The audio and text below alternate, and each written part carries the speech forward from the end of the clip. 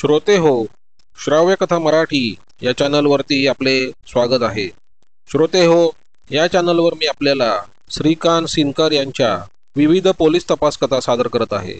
आता जी मी पोलीस तपास कथा सादर करत आहे त्या कथेचं नाव आहे फाशी जाणारी चंद्रकोर. या कथेचा भाग 6 आता मी सादर करणार आहे. या कथेच्या आधीच्या 5 भागात आपण बघितलं की क्राईम ब्रांचचे इन्स्पेक्टर जयकर यांना एक अज्ञात टेलिफोन येतो आणि टेलिफोनवरील माणूस त्यांना सांगतो की बेलासिस रोडवरील एका चाळीतील एका खोलीत तुम्ही जा आणि त्या खोलीत तुम्हाला एक धक्कादायक गोष्ट समजेल. त्याप्रमाणे इन्स्पेक्टर जयकर आणि स्टाफ तिथे जातात. त्या खोलीत त्यांना एक वामन नावाचा पिक पॉकेटर मिळतो. त्या खोलीची झडती घेतली असताना तिथे एक मोठी सुटकेस मिळते. त्यात एका तरुणीचा मृतदेह आढळतो. या गुन्ह्याचा तपास इन्स्पेक्टर जयकर सुरू करतात. तपासात त्यांना ज्यांनी टेलिफोन केला त्या इसमाचं वर्णन त्यांना समजतं.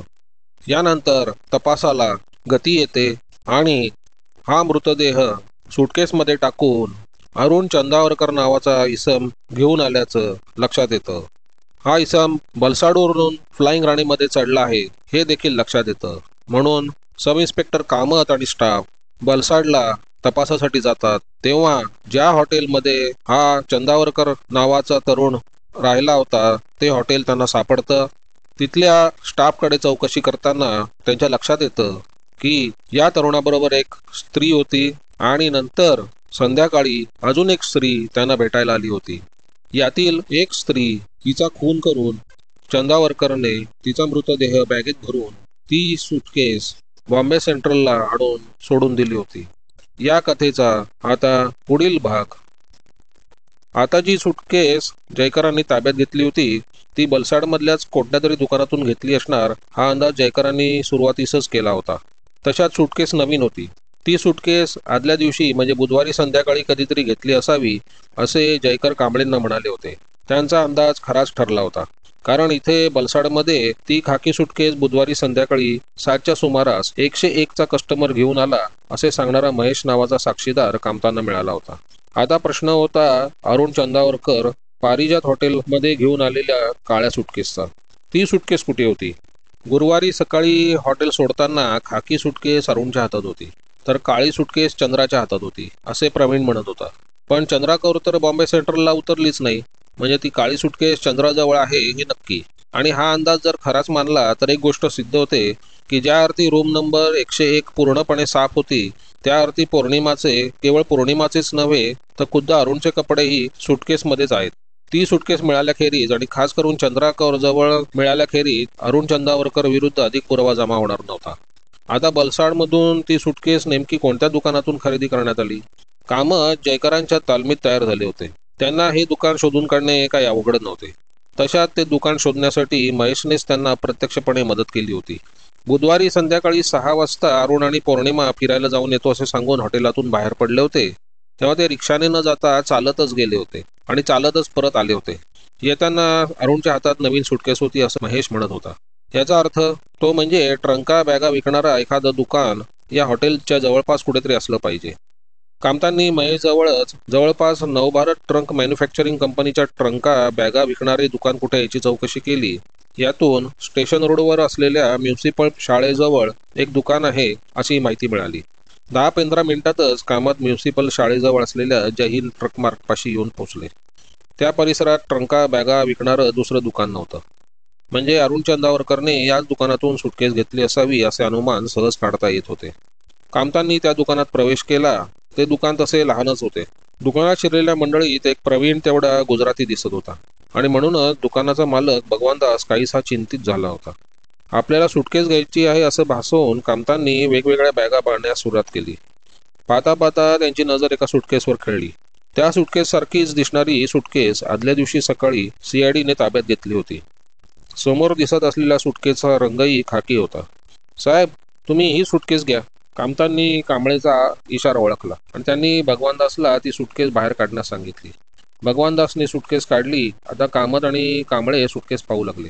पाहता पाहता त्यांना खात्री पटली की सुटकेस अगदी सारखी आहे. कामतांनी सहज किमतीची चौकशी केली. त्या सुटकेसची किंमत 117 रुपये होती. नवभारत ट्रंक मॅन्युफॅक्चरर असे लेबलही ट्रंकेवर होते. आता भगवान दास त्या सुटकेसची तारीफ करू लागला. सुटकेस चांगली टिकाऊ आहे, नवभारत कंपनीने बनवलेली आहे, तिला चांगली मागणी पण आहे. आठवड्यातून 2-3 सुटकेस सहज जातात. परवा संध्याकाळी पण एक सुटकेस गेली. 2च नग उरले होते. आता हा एकच उरला आहे वगैरे वगैरे भगवानदास बोलत असताना कामतांनी मध्येच विचारले, परवा जो नग गेला त्याची काय किंमत होती? 117च, भाव एकच. अरे पण काहीतरी कमी करा की. नाही नाही साहेब, भाव एकच. भगवानदास भलताच उतावळ्या स्वभावाचा निघाला. जे काय कामतांनी करायला होतं ते त्याने स्वतःच केलं. टेबलावरचं रिसिट बुक उचलून त्यांनी काही पान उलटून तो कामतांना म्हणाला, हे पहा, नवभारत सुटकेस 117 रुपये. कामतांनी सावकाशपणे ते रिसिट बुक आपल्या हातात घेतले. ज्याने कोणी ती सुटकेस घेतली होती त्याला दिलेल्या रिसिटची ती डुप्लिकेट कॉपी होती. आता कामतांनी आपली खरी ओळख दिली आणि भगवान दासला धीर देत ते म्हणाले, ही सुटकेस घेणारा माणूस बुधवारी तुझ्या दुकानात आला. तो केव्हा? संध्याकाळी 6-6:30 वाजले असतील. नक्की नाही सांगू शकत. एकटाच आला होता की? नाही नाही, एक बाई होती त्याच्यासोबत. किती वेळ दुकानात होता ते? 10 मिनिटं असतील. 2-3 नग बघितले आणि ही पसंत केली. 117 रुपये दिले आणि निघून गेले. कामतांनी बुशर्टच्या खिशातून फोटो बाहेर काढले आणि केवळ रिकाम्या सुटकेसचे 2 फोटो भगवानदास समोर धरत त्यांनी विचारले, बघ ही सुटकेस आहे का ती? भगवानदासच्या चेहऱ्यावरचे भाव क्षणार्धात बदलले. तो कामतांकडे बघतच राहिला. त्याने सुटकेस ओळखली. सुटकेस सारखीच दिसते ही. भगवानदास कामत म्हणाले, या माणसाबरोबर जी बाई आली होती तिचं जरा वर्णन कर बघू. नीट आठवत नाही पण भगवानदासने वर्णन केले. तो माणूस कसा दिसत होता? भगवानदासने ते पण वर्णन केले. आता ते वर्णन अरुण चंदावरकर बरोबर काही प्रमाणात जुळत होते. कामतांनी खिशातून आता मृतदेहाचे फोटो बाहेर काढून भगवानदास समोर धरले. ते फोटो पाहताच भगवानदास जणू कोलमडलाच. तो घाबरला, परंतु प्रवीणने गुजराती भाषेत बोलून त्याला धीर दिला. तसा भगवानदास थोडासा सावध होत म्हणाला, ही त्या बाईसारखीच दिसते खरी, पण ही तीच असेल की नाही सांगता येत नाही. भगवानदास बचावाचा पवित्रा घेतोय ही गोष्ट कामतांच्या लक्षात आली होती. ते तसं त्याच्या दृष्टीने योग्य पण होतं. त्यापूर्वी कधी भगवानदासचा पोलिसांबरोबर संबंध आला नव्हता. भगवानदासने जरूर ती माहिती सीआयडींना दिली होती, परंतु कामतांना या माहितीबरोबर भगवानदासकडून पुरावाही हवा होता. परंतु भगवानदासचा बचावात्मक पवित्रा बघून हा इसम आपल्याला सरळ मदत करील असं काही कामतांना वाटेना. त्यांनी चटकन विचारलं, तुझं दुकान कधी बंद असतं? रविवारी. तू बँकेत कॅश कधी भरतोस? दररोज का आठवड्यातून एकदा? एकदा शनिवारी. भगवानदास पुन्हा थांबून म्हणाला, ठीक आहे, मला तुझ्या कॅशमध्ये जितक्या 100च्या नोटा आहेत त्या दाखव. त्यातील एकच नोट जी तुला सुटकेस घेणाऱ्याने दिली ती मला हवी आहे. भगवानदास चाटच पडला. तो कामतांकडे बघत राहिला. गोंधळून गेलेला भगवानदास कसाबसा कामतांना म्हणाला, पण साहेब, माझ्याकडे 10-12 नोटा असतील. तुम्हाला हवी ती नोट तुम्ही कशी काय ओळखाल? ते मी बघतो. भगवानदासने बोकाट्याने सगळा कॅश बॉक्स कामतांसमोर ठेवला. कांबळ्या हवालदारांनी त्या बॉक्समधून 100च्या नोटाच तेवढ्या बाहेर काढल्या आणि एकाग्रतेने एक एक नोट पाहत ती नोट पुन्हा बॉक्समध्ये ठेवू लागली. या शोधाशोधीत अखेर कांबळेंना हवी ती नोट सापडली. त्यांनी ती नोट लगेच कामतांच्या ताब्यात दिली. 100 रुपयांच्या मालिकेतील आणखी एका नोटेचा क्रमांक मिळाला होता. पंचनामा करून कामतांनी ती नोट ताब्यात घेतली. डुप्लिकेट रिसीटची नक्कल आपल्याजवळील कागदावर केली. हा कोणी अरुण चंदावरकर होता त्याच्या विरुद्ध जमा होत असलेल्या पुराव्यात भर पडली. एक साक्षीदार पण वाढला. कामत मोठ्या समाधानाने हॉटेल परिजातवर परतले. संध्याकाळी 6 वाजता कामतांना जयकरांचा फोन आला. दुपारी बलसाडहून जेव्हा कामतांनी जयकरांना फोन केला त्यानंतर जयकरांनी ताबडतोब इन्स्पेक्टर कदमना पुढील तपासणीसाठी पाठवले होते. कदम अगोदर चर्चगेट स्टेशनवर गेले होते. तिथे बुकिंग सुपरवायझरला भेटून त्यांनी आपल्या येण्याचं प्रयोजन सांगितलं होतं. मग नेहमीप्रमाणे फोनाफोनी झाल्यानंतर मुंबई सुरत फ्लाइंग राणीचा बुधवार दिनांक 22चा रिझर्वेशन चार्ट सुपरवायझर समोर आला. शोध घेता घेता कोणी एक स्त्री दिनांक 22 रोजी बलसाडला गेल्याचं समजत होतं. त्या स्त्रीचं नाव होतं मिस चंद्रा कौर. तिचा रिझर्वेशन फॉर्मवर पत्ता होता 42 MG रोड मुंबई 1 आणि तिकीट नंबर होता 58072. हे रिझर्वेशन दिनांक 17 जानेवारी रोजी केलं होतं. अरुण चंदावरकर दिनांक 20 रोजी 9:30च्या सुमारास पारिजात हॉटेलात आला होता. म्हणजे तोही मुंबईहून बलसाडला फर्स्ट क्लासनेच गेला होता हे उघड होतं. कदमनी आता फ्लाइंग राणीचे 20 तारखेचे फॉर्म तपासले. या तपासणीत त्यांना मिस्टर अरुण चंदावरकर आणि मिसेस पौर्णिमा चंदावरकर ही 2 नावं आणि त्यांचे तिकीट नंबर सापडले. त्या तिकिटांचे नंबर होते 58070 आणि 58071. या 3 तिकिटात गुंतागुंतीची गोष्ट अशी होती की ही तिन्ही तिकीट दिनांक 10 जानेवारी रोजीच रिझर्व्ह करण्यात आली होती. रिझर्वेशनची वेळ दुपारी 1ची होती. सर्वात नवल होतं की या तिन्ही तिकिटांचा पत्ता 42 MG रोड मुंबई 1 असा होता. ही 3 तिकीटं 10 जानेवारीला रिझर्व्ह करण्यात आली होती हे उघड आहे. फरक एवढाच होता की 58,070 आणि 58,071 या दोन तिकीट धारकांनी 20 तारखेला संध्याकाळी फ्लाइंग गाडी पकडली, तर तिकीट 58,072 या तिकीट धारकाने दिनांक 22 रोजी फ्लाइंग राणी पकडली होती. या रिझर्वेशनचे अर्थातच वेगवेगळे फॉर्म भरण्यात आले होते. पहिली 2 तिकीटं काढल्यानंतर लगेचच दुसरा फॉर्म हजर करण्यात आला होता. तिकीट फर्स्ट क्लासचे होते, तेही बलसाडचेच होते, म्हणून तिकिटांचे क्रमांक सलग प्रमाणात आले होते. या तपासात कदमांच्या लक्षात एक गोष्ट आली होती, ती म्हणजे दोन्ही फॉर्मवरचं हस्ताक्षर एकाच व्यक्तीचं आहे. शिवाय हे अक्षर कोणा स्त्रीचं नव्हतं तर पुरुषाचं होतं. अरुण चंदावरकर, पौर्णिमा चंदावरकर आणि चंद्रा कौर या तिघांची संगती कुठेतरी लागू झाली होती.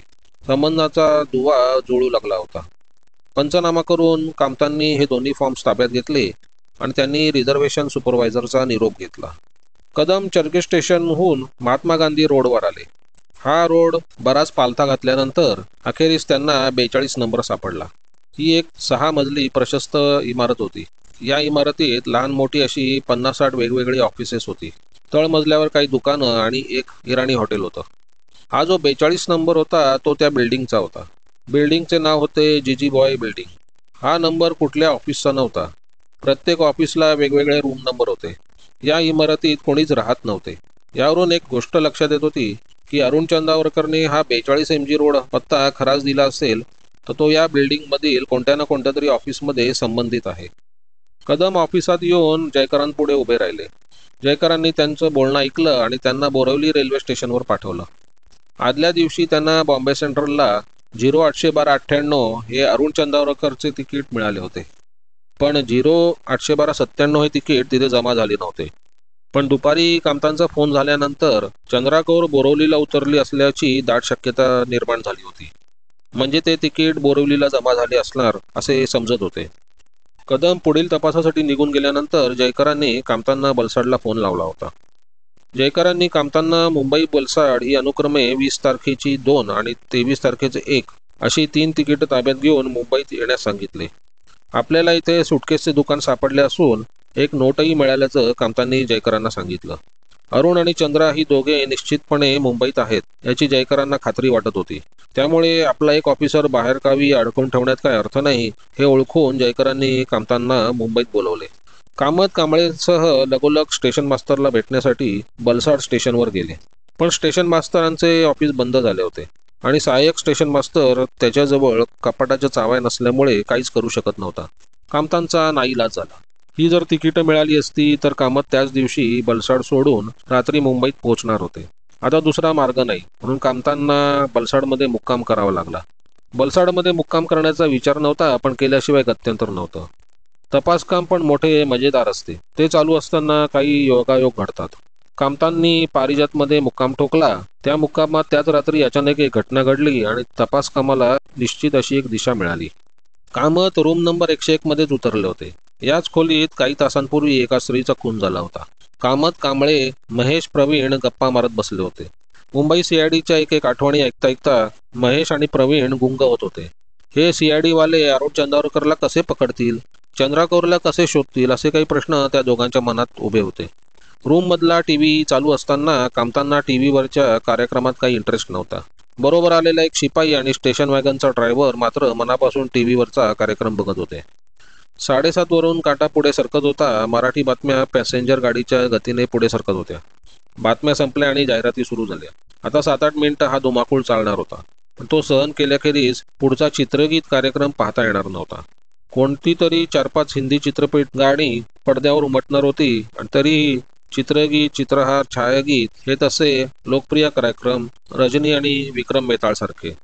जाहिराती पाहता पाहता एकाएकी काय झालं कोणास ठाऊक, पण महेश ताडकन उठून उभा राहिला. तो नुसता उभा राहिल्यानंतर ओरडलाच, साहेब काय रे, काय झालं? आता आठवलं साहेब, मी त्या बाईला TV वरच बघितलंय, कोणत्या तरी जाहिरातीत बघितलंय. TV कडे बोट दाखवत महेश एका दमात पण मोठ्याने म्हणाला. कामतांनी चटकन TV बंद केला आणि ते अत्यंत काळजीपूर्वक महेशकडे चौकशी करू लागले. आता असं घडलं होतं की अरुण चंदावरकर बरोबर पाहिलेली ती फिल्म ॲक्ट्रेस सारखी दिसणारी फॅशनेबल बाई आपण यापूर्वी कुठे बघितली आहे असं महेशला आठवत होतं, पण आपण तिला नेमकं कुठे बघितलंय त्याला आठवत नव्हतं. महेशने स्वतःच्या स्मरणशक्तीला बराच ताण दिला होता, परंतु काही उपयोग झाला नव्हता. आणि आता टी व्हीवरच्या जाहिराती पाहता पाहता त्याला एकदम आठवलं, ती फॅशनेबल बाई टी व्हीवरच्या जाहिरातीत काम करते. कामं गंभीर झाले. प्रकरण अधिक गंभीर झालं होतं. महेश तपास कामाची दिशाच दाखवत होता. चंद्रा कौरला शोधण्याचा मार्ग दिसू लागला. या प्रकरणात कोणीतरी लेडी मॉडेल आली होती. फार वरच्या दर्जाचे मंडळीचे हात यात गुंतले आहेत हे आरंभी वाटलंच होतं, ते आता अधिक स्पष्ट झालं. पण चौकशी नीट व्हायला पाहिजे होती. महेशनं त्या बाईला म्हणजे चंद्रा कौरला नेमकं कधी, किती वाजता, कोणत्या कार्यक्रमापूर्वी आणि कोणत्या जाहिरातीत बघितलं आहे हे समजायला हवं होतं. महेश पुन्हा स्मरणशक्तीला ताण देऊ लागला. कामात त्याला टी व्हीवरच्या जाहिरातींचा काही संदर्भ देऊ लागले. उदाहरणार्थ वेगवेगळ्या कंपन्यांच्या जाहिरातींची नावं ते सांगू लागले. चंद्रा कौर टी व्हीमधल्या जाहिरातीत काम करते हे समजल्यावर प्रवीणही विचार करू लागला. महेशला एक आठवत होतं की कोणत्या तरी लोकप्रिय कार्यक्रम सुरू होण्यापूर्वी बऱ्याच जाहिराती दाखवल्या जात होत्या. त्या जाहिरातीमध्ये चंद्रा कौरची जाहिरात असायची. ही चंद्रा कौर कुठल्या तरी साबण, तेल, शॅम्पू किंवा साडी सारख्या कोणत्या तरी जाहिरातीत दिसायची. विचार करता करता महेश ओरडला, बरोबर रजनी, बरोबर साहेब, रजनी सुरू होण्यापूर्वी जाहिरातीत मी हिला बघितलंय. हो रजनी, शंकाच नाही. शॅम्पू किंवा साडीची जाहिरात असेल. कामत विचार करू लागले. आता त्या चंद्रा कौरपर्यंत पोहोचणं अवघड नव्हतं. त्यांनी ताबडतोब मुंबईला जयकरांसाठी फोन लावला. 10-15 मिनिटातच जयकरांचा फोन लागला. जयकर घरीच होते. कामतांनी त्यांना ही नवीन माहिती दिली. कामतांचं बोलणं ऐकता जयकर क्षणाचाही विलंब न लावता म्हणाले, चंद्रा कौरला महेशनं आणि प्रवीणनं पाहिलं आहे. त्या दोघांना उद्या मुंबईला घेऊन या. आपण त्यांना चंद्रा कौर दाखवू. ठीक आहे सर. कामतांनी फोन बंद केला. उद्या आपल्याला मुंबईला जायचं आहे समजतात महेश आणि प्रवीण खुश झाले. मुंबई CIDला आपण मदत करणार आहोत याचा त्यांना आनंद वाटत होता. परंतु एवढ्या मोठ्या अवाढव्य मुंबई शहरात CID वाले चंद्रा कौरला कसे काय शोधतील याचं महेशला नवल वाटत होतं. त्यांनी तसं कामतांना विचारलं, पण तसे कामतही गंभीरपणे म्हणाले, आमच्या साहेबांनी चंद्रा कौरला धरली असेल असं मला वाटत नाही. नाहीतर मला ते तसे म्हणाले असते. पण मला असं वाटतं नक्की नाही. केवळ मला संशय आहे की मुंबईत तुम्हा दोघांना आमचे साहेब TV सेंटरवर घेऊन जातील. हो साहेब, मला पण असंच वाटतं. आरोपीपर्यंत पोचायला आता तोच मार्ग पकडला पाहिजे, कांबळे हवालदार म्हणाले. कदाचित साहेब उद्यापासूनच सुरुवात करतील बघा. मला नाही तसं वाटत साहेब. उद्या शनिवार आहे. उद्या TVचं ऑफिस बंद असणार. Central government. परवा रविवार. शिवाय 26 जानेवारी प्रजासत्ताक दिन. रविवारी शिवाजी पार्कची परेड आहे. बंदोबस्त असणार. यातून आपण सोमवारी मोकळे होऊ. त्यानंतर पुढे मग इन्क्वायरी. हो कांबळे, तुमचंच म्हणणं बरोबर आहे. सोमवारी दुपारीच पुढची कामं करावी लागणार आहेत. पण मला आता असं वाटू लागलंय की आपण आता आरोपीच्या जवळ पोहोचू लागलोय. बहुधा. पाहूया आता काय होतं ते. कामत पुढचा विचार करू लागले. त्यांचे तपास काम इथपर्यंत आले होते. त्यांना त्यांचा संशय समजला होता. पण तो कुठे आहे हे त्यांना माहीत नव्हतं. कामत नेमका याच गोष्टींचा विचार करत होते. या पूर्ण प्रकरणात अरुण चंदावरचा भाग किती आणि चंद्रा कौरचा भाग किती? पौर्णिमेचा खून नक्की कोणी केला? अरुणनं की चंद्रानं? जरी अरुणनं केला असेल तरी ते चंद्राला माहीत आहे, आणि चंद्राने केला असेल तर अरुणला माहिती आहे. म्हणजे दोघेही सारखे आरोपी आहेत. पौर्णिमेचा खून गळा दाबून केलाय तर ते एकच व्यक्ती करू शकते. कदाचित दोघांचे हे कृत्य असू शकते. या प्रकरणात एक स्त्री आहे असे आपले साहेब म्हणतच होते. ते कशाच्या आधारे म्हणत असतील? साहेबांकडे कोणता पुरावा होता? या संदर्भात जयकरांकडे कोणता पुरावा आहे हे कामतांना लवकरच समजणार होते. आता उजाडला शनिवारचा दिवस, 25 जानेवारी. सकाळी बरोबर 10 वाजता कामत त्याच्या पार्टीसह बलसाड स्टेशनवर येऊन हजर झाले. त्याच्याबरोबर महेश आणि प्रवीण देखील होतेच. पण पारिजात हॉटेल सोडताना एक गमतीदार घटना घडलीच. मुंबईच्या CID बरोबर मुंबईला चालला आहे हे समजताच महेशच्या वृद्ध वडिलांचे धाबे दणाणले. आपला मुलगा कुठेतरी गडबड घोटाळ्यात सापडेल असे वाटून ते स्वतः कामतांना भेटायला पारिजातवर आले होते. शक्यतो महेश मुंबईला न जाईल अशी काहीतरी व्यवस्था करता येणं शक्य आहे का ते पाहण्यासाठी ते हॉटेलवर आले होते. महेश मात्र आपल्या वडिलांच्या इच्छेविरुद्ध होता. महेशच्या वडिलांची अडचण ऐकून कामत हसून म्हणाले, तुम्ही काळजी नका करू. उलट तुमच्या या मुलामुळे आमचं तपास काम बरंच सोपं झालंय. हे पहा, महेश या हॉटेलचा रिसेप्शनिस्ट आहे. आमचा जो संशयित आरोपी आहे तो या हॉटेलात उतरला होता. महेशनं त्याला बघितलंय. या आरोपी बरोबर महेश बोलला पण आहे. त्याचा हस्ताक्षर देखील हॉटेलच्या रजिस्टरमध्ये आहे. मग महेश खोटा साक्षीदार कसा? शिवाय मी त्याचा जबाब पण घेतलाय. उद्या परवा कोर्टातून त्याला साक्षीसाठी समन्स पण येईल.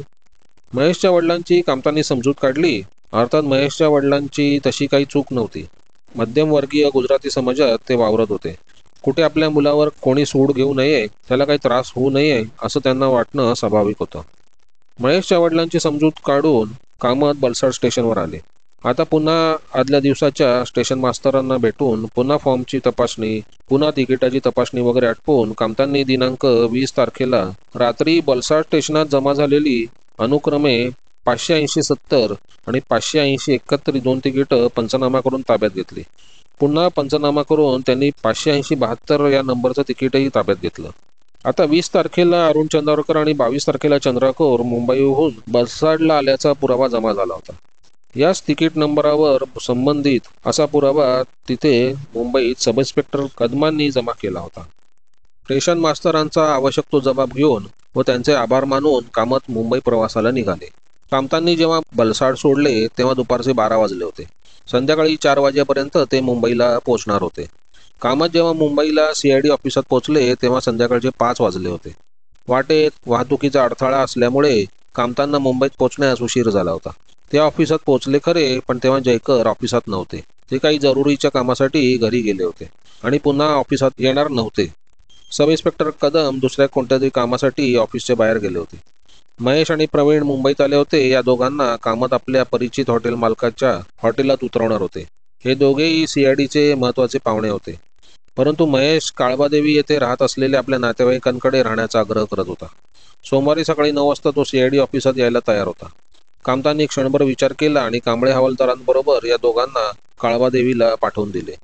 काळबादेवी आणि CID ऑफिस तसे लांब नव्हते. काळबादेवी प्रिन्सेस स्ट्रीट जंक्शनवरच्या एका बिल्डिंगमध्ये महेशचे नातेवाईक राहत होते.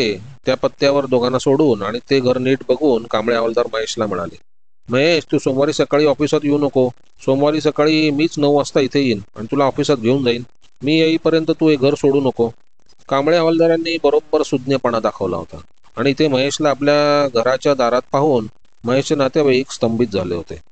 दुसरा दिवस 26 जानेवारी होता. हा संबंध दिवस महेश आणि प्रवीणने मुंबई शहरात भटकण्यात घालवला. शिवाजी पार्कवरची पोलीस परेड बघितली. रात्री फाउंटन येथील रोषणाई बघितली. महेश जेव्हा शिवाजी पार्कवर आला तेव्हा त्याला अचानक अरुण चंदावरकरची आठवण झाली. अरुण चंदावरकर बॉम्बे सेंट्रलला उतरून शिवाजी पार्कला जाण्यासाठी टॅक्सीत बसला होता हे कामतांकडून समजले होते.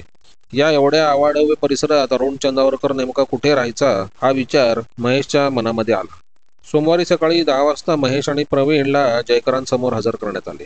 त्या दोघांना बसण्यास सांगून जयकरांनी चौकशी सुरुवात केली. कामत, कदम आणि कांबळे हजर होते. महेशकडून आवश्यक ती माहिती मिळाल्यानंतर जयकर म्हणाले, हे बघ महेश, तू रजनी म्हणतोस ते ठीक आहे, पण रजनीमध्ये नेमकी कोणती रजनी? तिचा कार्यक्रम जवळजवळ 3 महिने चालू होता. आता आपण काही सर्वच एपिसोड बघू शकत नाही. तू मला रजनीचा एखादा नेमका कार्यक्रम सांगू शकशील? महेश गोंधळला. तो नेमका कार्यक्रम कसा काय सांगू शकणार होता? जयकरांनाही ती समजत होते, पण तपासकाम शक्य तितक्या वेगाने व्हावे म्हणून महेशने स्मरणशक्तीला ताण देणे भाग होते. जयकर महेशला काही संदर्भ देऊ लागले. उदाहरणार्थ रजनीबरोबरचे लोकप्रिय कार्यक्रम कोणते होते वगैरे. परंतु महेश पुरता कावून गेला. जयकरांना त्याला खूप जपायचं होतं. तो त्यांचा महत्त्वाचा साक्षीदार होता. शिवाय त्याच्यामुळेच ते आरोपीपर्यंत पोहोचू शकणार होते. प्रवीण देखील विचार करत होता. विचार करता करता तो म्हणाला, रजनीच्या वेळी विक्रम वेताळ पण चालू होतं. हो बरोबर, महेश म्हणाला.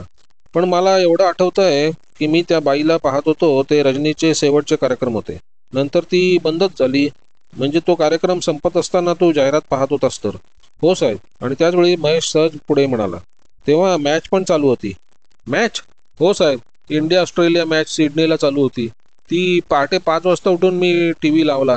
शाब्बास, असं काहीतरी बोल महेश. अरे पण एक सांग मला की ज्या दिवशी तू मॅच पाहिली आहेस त्याच दिवशी रजनी पण पाहिली आहेस का? हो साहेब, त्या दिवशी पण बघितली. म्हणजे तो दिवस रविवार असणार. हो साहेब. ठीक आहे, तू आता घरी गेलास किंवा इथे आमच्या ऑफिसात थांबलास तरी चालेल. आपल्याला 3 वाजता बाहेर जायचं आहे. आम्ही इथेच थांबतो साहेब. ठीक आहे. कांबळे, त्यांना आपल्या ऑपरेशन रूममध्ये नेऊन बसवा. नको नको, तिथे मारामारी चालू असेल. त्यांना प्रेस रूममध्ये बसवा. महेश आणि प्रवीणला बरोबर घेऊन कांबळे जयकरांच्या केबिनमधून बाहेर पडले तसे जयकर कामतांना म्हणाले, हे तसं सोपं नाही. शुक्रवारी बलसाडून तुमचा फोन आल्यानंतर मी आपल्या ACP साहेबांना भेटलो होतो. त्यांनी TV सेंटरला फोन केला होता. त्यांचे पण स्टेशन डायरेक्टरचे बोलणे झाले आहे. आपल्याला 3 वाजता TV सेंटरवर जायचं आहे. एक तर आपण रजनीचे एपिसोड पाहणार नाहीत आहोत ते सर्व भाग पाहायचे म्हणजे निदान मला तरी वेळ लागेल. कामत आणि कदम मनापासून हसले. आपण तो कार्यक्रम सुरू होण्यापूर्वीच्या कोणत्या जाहिराती झळकल्या तेवढंच पाहणार आहोत.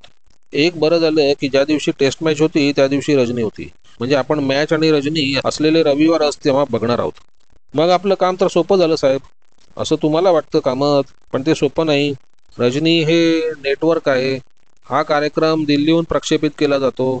म्हणजे संबंध भारतात तो बघितला जातो. पण इथे जाहिरातींचा गोंधळ आहे. मला असं खात्रीपूर्वक वाटतं की प्रत्येक राज्यानुसार जाहिराती असाव्यात. म्हणजे महाराष्ट्रातल्या उद्योगातील जाहिराती आपण मुंबई केंद्रावरून पाहतो. मोस्टली मुंबईच्याच जाहिराती आपण बघतो. त्या नेटवर्कमध्ये तुम्ही कधी कलकत्ता, मद्रास, दिल्ली, गुजरात, राजस्थान येथील जाहिराती नेटवर्कमध्ये मुंबई केंद्रावरून बघितल्या आहेत का? म्हणून मला असं वाटतं की या सर्व राज्यानुसार जाहिराती असाव्यात. अर्थात या जाहिराती दाखवण्याची वेळ ठरलेली असणारच. तुम्ही पहा की मुख्य कार्यक्रम सुरू होण्यापूर्वी 15-20 सेकंद टी व्ही स्क्रीनवर काहीच दिसत नाही. जाहिरात दाखवण्याचं नेमकं तंत्र काय आहे ते आपल्याला तिथे गेल्यावर कळेल. सर, आपण आता पुढं नेमकं काय करणार आहोत? कदम, समजा आपल्याला ती चंद्राकोर सापडली, म्हणजे दिसलीच, तर तिच्यापर्यंत पोहोचलं पाहिजे. ती मॉडेलिंग बिझनेसमध्ये आहे. महेश म्हणतो ते खरं मानलं तर ती कोणत्या तरी सावण किंवा तेल उत्पादकाने तिला आपल्या मालाच्या जाहिरातीसाठी वापरली आहे. अर्थात त्या उत्पादकाचा आणि तिचा तसा काही संबंध येणार नाही. तिचा संबंध येणार तो कोणत्या तरी ॲडव्हर्टायझिंग एजन्सीशी. त्या ॲडवाल्यांनी तिला मॉडेल म्हणून सिलेक्ट केलं असेल. म्हणजे त्या ॲड कंपनीकडून आपल्याला हिचा पत्ता मिळू शकेल. बरोबर.